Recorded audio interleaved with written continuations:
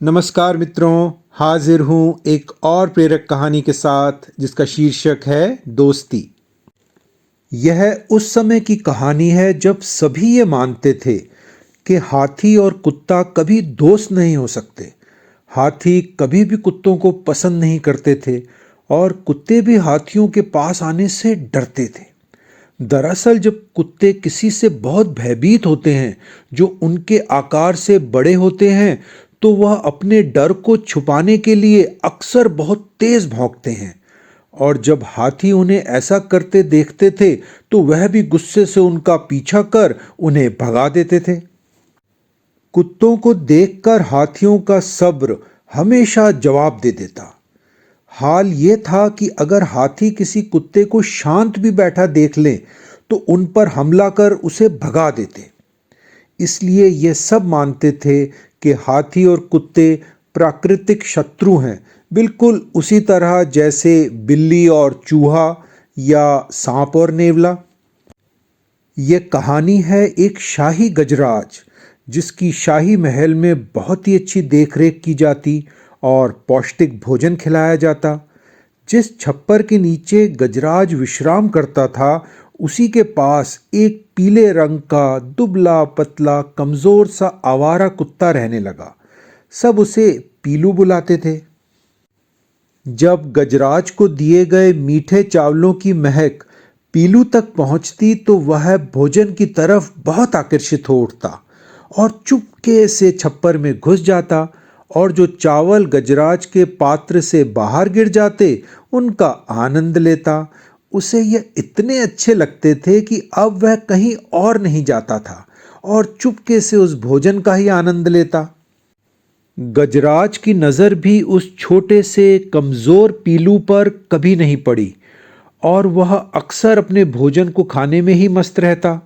धीरे धीरे राजमहल का पौष्टिक और घनिष्ठ भोजन पाकर कभी कमज़ोर सा लगने वाला पीलू अब शक्तिशाली, तगड़ा और सुंदर लगने लगा था।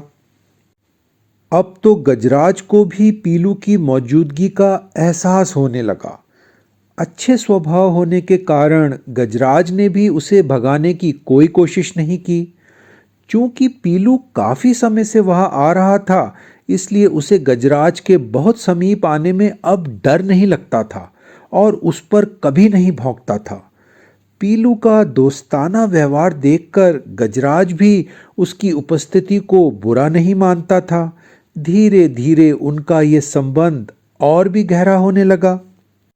कुछ समय बाद वह इतने अच्छे साथी बन गए कि वह एक दूसरे के बिना खाना भी नहीं खाते थे और ज्यादा से ज्यादा एक साथ समय बिताने लगे। जब वह खेलते तो पीलू गजराज की सूंड पर लटक जाता और गजराज उस सूंड को कभी दाएं बाएं, ऊपर नीचे, आगे पीछे हिलाकर उसे झूला झुलाता और कभी कभी तो गोल भी घुमा देता था। अब तो वह गहरे दोस्त बन गए और कभी भी एक दूसरे से जुदा नहीं होना चाहते थे। मगर एक दिन दूर गांव से एक व्यापारी आया और जब उसने उस ताकतवर सुंदर पीलू को देखा तो उसने लालची महावत से बात करके उसे खरीद लिया। जबकि वास्तव में महावत उसका मालिक नहीं था। वह व्यापारी पीलू को दूर अपने गांव ले गया जो किसी को भी नहीं पता था।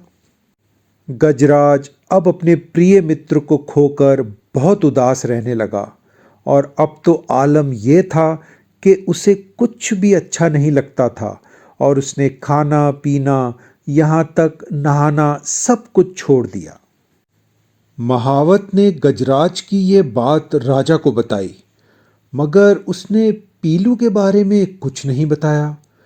राजा ने इस बात की गहराई तक जाने के लिए और समस्या का हल ढूंढने के लिए अपने सबसे बुद्धिमान मंत्री को बुलाया जो जानवरों की भी अच्छी समझ रखता था।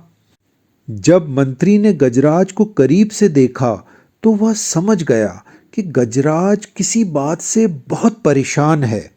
वह बीमार तो नजर नहीं आ रहा था। अपने अनुभव से वह जान गया कि किसी बात पर वह शोक में डूबा है, शायद अपने किसी प्रियजन या दोस्त की वजह से। मंत्री ने वहां के पहरेदारों और सेवकों से पूछताछ की तो उसे पता चला वहां एक कुत्ता आता था जो गजराज का बहुत अच्छा दोस्त बन गया था। क्या हुआ उसका? मंत्री ने पूछा। हमें नहीं पता हुजूर, कोई दूर गांव से व्यापारी आया था और उसे अपने साथ ले गया, सेवकों ने कहा। मंत्री राजमहल वापस लौट आया और राजा से कहा, मैं बहुत खुश हूं, गजराज बीमार नहीं है, मगर महाराज आपको अचरज होगा, उसने एक आवारा कुत्ते से दोस्ती कर ली थी। जिस दिन से वह दोस्त गजराज से जुदा हुआ है वह बहुत उदास है और इसीलिए कुछ खा पी नहीं रहा। राजा कुछ सोचने लगा और भावुक अंदाज में कहा, सच, दोस्ती हमारी जिंदगी का अहम हिस्सा है और एक बहुत ही प्यारी चीज है।